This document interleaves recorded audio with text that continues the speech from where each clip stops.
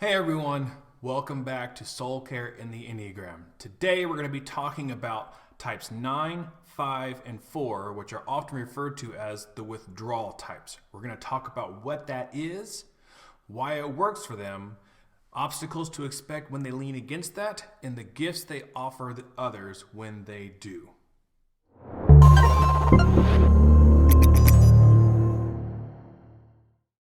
So before we start talking about the types and what withdrawal is, let's give a brief recap of what the goal of what we're doing here. When we talk about soul care, we are talking about becoming the healthiest versions of ourselves so that we can become the greatest gift to others. And so as a reminder, we have our formula for soul care for sustainable growth, and that's discomfort plus vulnerability. Those have to be present, but they also have to be supported by community and recovery. Without community, without recovery, discomfort and vulnerability leans into coping or comfort rather than growth. Then community and recovery is what makes discomfort and vulnerability tolerable. We also have our window of tolerance, which is our way of measuring the quality of our relationships. Remember, when we are within our window of tolerance, we have the entire access of our brain. And when we go up and out or down and below, then we actually lose parts of our brains and the quality of our relationships also declines. And then finally, in the last video, it got cropped out. Apologies for that. But here we have what's called the Big Six. The Big Six is what helps a person maintain their window of tolerance. So we have sleep, we have rest, we have food, water, breathing, like breath exercises, and then movement and exercise. And also along with that, for us as believers in Jesus, we also have prayer and worship, which go along with the Big Six to help us maintain our window of tolerance so that we can be the healthiest versions of ourselves, so that we can be the greatest gift to others. So let's now move our attention to the withdrawal types. When we say withdrawal, we are referring to the instinct or reflex that these types move to when in conflict. And it could be conflict they cause, it could be conflict that comes to them. The common denominator is just conflict. And so what that looks like, so if we have our withdrawn person right here, and it could be any one of these numbers, and over here we have the person that they're in relationship with. Really long torsos. So as this person is here, once again, this is our withdrawn person, and this is our person that they are in relationship with. When this person moves towards a withdrawn type, the instinct, the withdrawal, is to move backwards. Think of it almost as if these withdrawn types have a magic circle that is around them at all times. And so when something moves towards it, the equal and opposite reaction is to move back because they are trying to preserve themselves. It's important to clarify. They're not doing this because they don't like this person. They're actually doing this because they like this person. This instinct is a way of preserving the relationship, but it can come across as distant because they are moving back away. We need to remember that their goal is to be in relationship with the other person. This is their instinct. This is not what they are destined to do. They have a choice when it comes to this. So let's exercise grace as we explore these amazing types and this instinct, because once again, it worked for them in the past. So we need to understand that. But we also need to understand that for a withdrawn type, it's never as simple as going from me to you. Rather, for a withdrawn type to move towards a relationship, they have to take the extra long road of going back out and around through themselves before they get to the other person, because that withdrawn instinct is a way for them to examine what's going on here before they move towards the person. So they have an extra long path to go. So with that, let's focus in on each type and look at what that looks like. All right, so let's begin with the 9. And so as a brief reminder, the goal of the 9 is peace. They want everything to be at peace around them. And the primary emotion that they must wrestle with is the emotion of anger. So when a 9 withdraws, they are keeping their own space so that they can better understand what's going on within themselves so that they can move towards the relationship. Now, when a 9 leans into soul care and they make the decision, I do not want to reflex to the withdrawn stance anymore. These are the obstacles that they are going to have to overcome in order for that to happen. All right, so the very first one is a priority of time. And that's time for themselves to learn and grow. That's time for themselves to pay attention to the big 6. So if you are 9 and you have young children, you're probably going to feel this one extra strong because for a 9, let's understand something. They love helping people. They also love autonomy. So they love being with people, they love helping people, but they also like not being told what to do. So there's some small key differences to pay attention to. So for instance, the 2 on the Enneagram loves to be with people, and the reward that they receive is the recognition and appreciation of their help. The 9 also loves to be with people and help people. Their reward, though, is that when they help you, you let them go back to do what they were doing and leave them alone. Okay? So also think like an Enneagram 8. So an Enneagram 8, their version of autonomy is they are moving in a direct line. They are moving towards something, towards some goal. And their version of autonomy is don't change my goals. Don't move me side to side. A 9, their version of autonomy is I'm here. Just don't move me, like, at all, ever. And so for a 9 to lean into soul care, they need to prioritize that time that they have to themselves to practice the big 6, to be with people, to lean into relationships, which is a really hard thing for 9s to do. They love to give their time, but they also love the autonomy of their own time. Like I said, if you have young children, you're going to be feeling this extra hard. In fact, let me give you a personal anecdote of how this plays out in my life because it's going to show the whole system, okay? So for me right now, I have young children and they are very needy. In fact, the only time they are not needy is when they're asleep. So for me as a 9, my times of autonomy where no one is going to tell me what they need or what needs to be done is in the very early mornings or the very late at night. And so for me to get the time that I desire, that I crave, that I want so bad, I need to stay up extra late at night, which means I'm sacrificing sleep. So I'm losing sleep. I'm still eating, still breathing, still drinking water. Okay, but I'm losing sleep, and so because I've lost that element of the big 6, now that puts my window of tolerance in a smaller position. It shrinks it, which means that I am more likely to react in harsh and harmful ways in my relationships and my children than if I were taking the time to focus on sleep. So that's kind of one of the ways. So once again, this is a whole systems approach, okay? That's just one of the ways it works out in my own life as well. Okay, so the next thing that they are going to come up against is this sense of priority, not priority of time, but priority of themselves as a whole. See, 9s have this amazing ability of seeing everyone else as more valuable than them. Everyone else's needs are always going to become greater than the 9's own needs. So because a 9 is not paying attention to their own needs, okay, that's going to create with them anger. But once again, it's a hidden anger. They take the anger and they put it in a deep, dark pocket, never to be disturbed of again, which is where this imbalance comes from. They don't see themselves as having needs, and as a result, they put everyone else before them.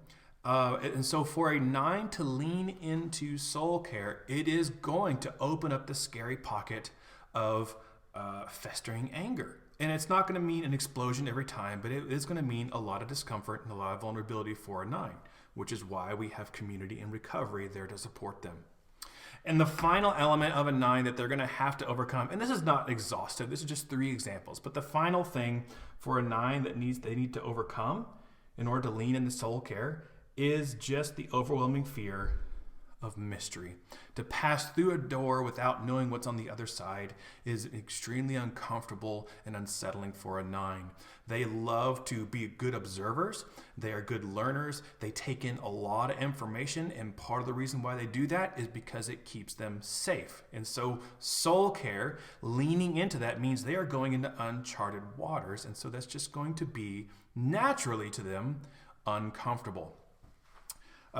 So that is what the 9 looks like, leaning the soul care. Let's shift it over to our friends, the 5s.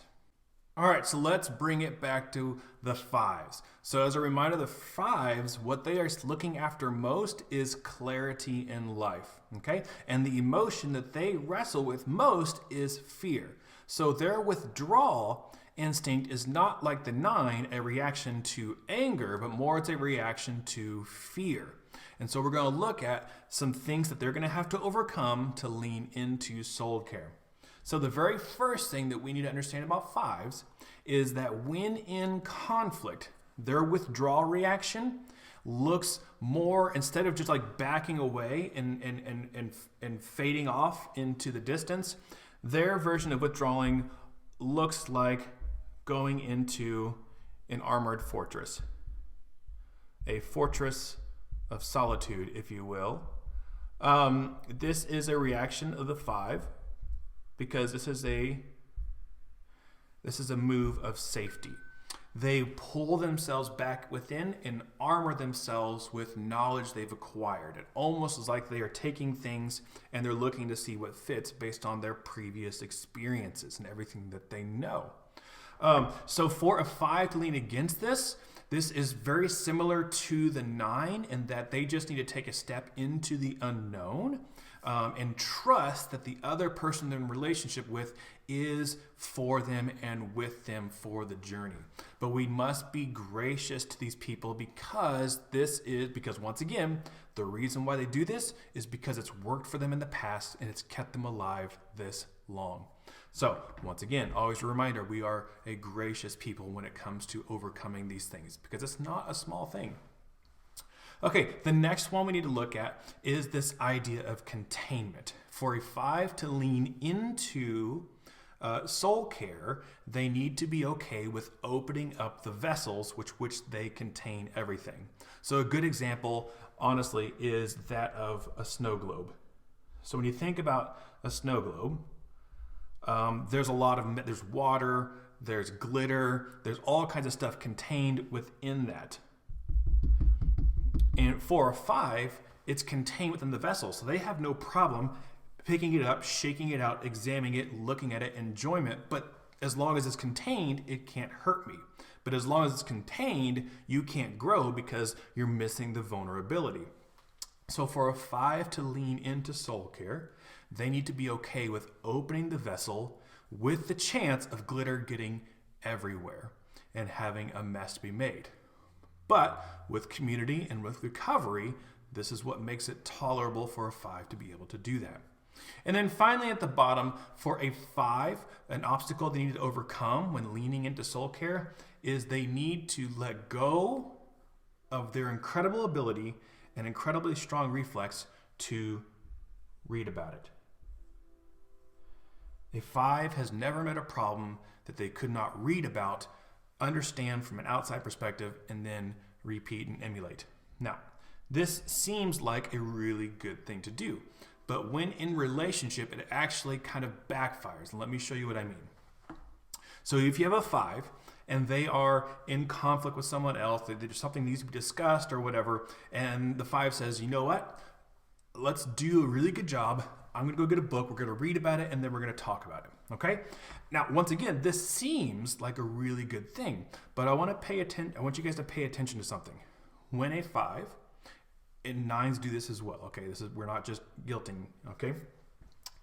But when a 5 moves to read a book about a conflict or issue that they're in with someone else, they're changing the subject from the person to reading about what's going on. So it's subtle, but they're shifting their attention from the actual person to a book about whatever it is they are talking about. and that is part of the withdrawal instinct right there. But you can see, even though it seems like a really good thing to do, really what the other person is asking for is not to read, but to pay attention and have dialogue and talk things out. So these are some of the things that a 5 needs to overcome in order to lean into soul care. Now let's finish up with the 4s. All right, let's wrap things up with the 4s. The 4s, their chief goal in life is they are seeking authenticity. They are searching for the exquisite. They are searching for the hidden treasure found throughout life. And the chief emotion that they wrestle with is shame. So for the 9, they withdraw out of anger or fear of their anger. The 5, they withdraw out of fear of the unknown. And the 4s, they withdraw because there's something about themselves that they have deemed as unacceptable to other relationships. And they're driven by that shame, they then back out. Okay? So let's talk about obstacles for the 4. When a 4 leans into soul care, these are the things that they're going to have to work with and overcome. These are the things that are going to cause discomfort and vulnerability that we want to support them with community and recovery. And so the very first one is similar to the 9. They do have this kind of imbalanced perspective, but it's for a different reason. So as the 9, they see themselves as less important than everyone else. For the 4s, they see themselves as more important than everyone else. But I want to be very careful here. This is not a sense of vanity. They don't see themselves as more important because they are very vain about themselves. Vanity and pride, that's with all types. But what we're talking about here is they have a very deep sense of their own selves and what is missing or what they perceive to be missing, which leads to this imbalance of them seeing themselves as weightier than others. And let me give you guys an example of what I'm talking about. For the 4, there is a phenomenon called introjection. Okay? So we are often familiar with the idea of projection, where you're taking your thoughts and your feelings and you project them onto others and you assume that they're thinking and feeling the same way you do. That's projection. Introjection is the opposite. And in the case of the 4, it often comes as a negative introjection, where it will look like this. The 4 will survey the landscape and look at all the relationships and people and everything that's going on around them, and they will see, well, that person's really good at making jokes. Oh man, that person's really good at drawing a crowd around them. Those people are, wow, they've been friends for a long time. Wow. And they'll look at all these amazing qualities, and then they will say, I do not possess those. So they're taking the positive qualities and they're bringing it into, and they're using that to counterbalance what they perceive within themselves to be missing. So for a 4 to lean into soul care, it is this determination of saying, I'm not a 4, so I can't speak for them. But what we're talking about is this idea of being able to see what is missing, but not seeing that as devaluing themselves as a whole person. I think that's a good way of saying that. The second one is they need to have a broader, healthier sense of self-awareness. So for the 4, they are actually naturally self-aware people. Okay? It just comes natural to them and all that. And this was supposed to be a sophisticated stick figure, but I'm struggling. So 4s have within themselves an amazing sense of self-awareness. They see themselves very clearly. They see themselves in 4K and high definition, whatever you want to call it. So self-awareness comes naturally to them. But however, for everyone else, they see as fuzzy or grainy or not as many details. And so the self-awareness they kind of have for themselves, but it doesn't really bleed over into others. So for a 4 to lean into soul care, okay, they need to look at everyone else with as much fidelity and high resolution as they do themselves, or rather taking some of that interest and scrutiny to themselves and kind of balance out the spectrums. And so if it almost like this kind of way that they then lower their own resolution for the sake of others to being in more higher resolution, I guess. That'd be a good way of saying it. And then finally, the final obstacle for a 4 that they need to overcome is this nagging, constant, persistent desire to always be curious what is on the other side of the fence. So for the 4, wandering is a natural thing for them. They do it well, they do it often.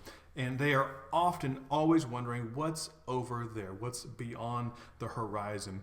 So as the 9 and the 5 and other types, they may be afraid of the unknown. The other types may be afraid to approach the abyss and to look down or to look into the void. For a 4, they'll walk right up to it and wave and start talking to the abyss. It is a remarkable sense that they do not feel fear with the unknown, but rather they feel called and drawn to the unknown. Oftentimes, though, what can play out is this persistent need to always be in the unknown. And so the joy for them is in the exploration, not necessarily arriving at destination. For a 4 to, but we need to understand, they're searching for authenticity. They're searching for exquisiteness, and they're not going to find it in the places that everyone has already been to. They need to explore. They are in the search for the hidden treasure. And so for the 4 to lean into soul care, they need to be asking the questions like, what does it look like to find hidden treasure within boredom? What does it look like to be content and satisfied with the mundane? What does it look like to be planted and not have to explore something? That's a very big question for a 4 to ask. So let's bring these 4 types back together and let's finish by talking about the gifts that they offer others if they can lean into soul care, becoming the healthiest versions of themselves so they can be the greatest gift to others. So we examined what the withdrawal types are and what that means for them and the steps that they need to overcome in order to lean into soul care. And so let's end with the gifts that they offer everyone else. So if we remember back to our friends, the 9s, they are searching for peace and wrestling with anger. And if they lean into soul care and are supported by the community and overcome the obstacles that are naturally going to pop up as a result of them changing their course, the gift that they stand to offer others is the gift of rest. The peace that they're searching for themselves, they can also expand and give to others.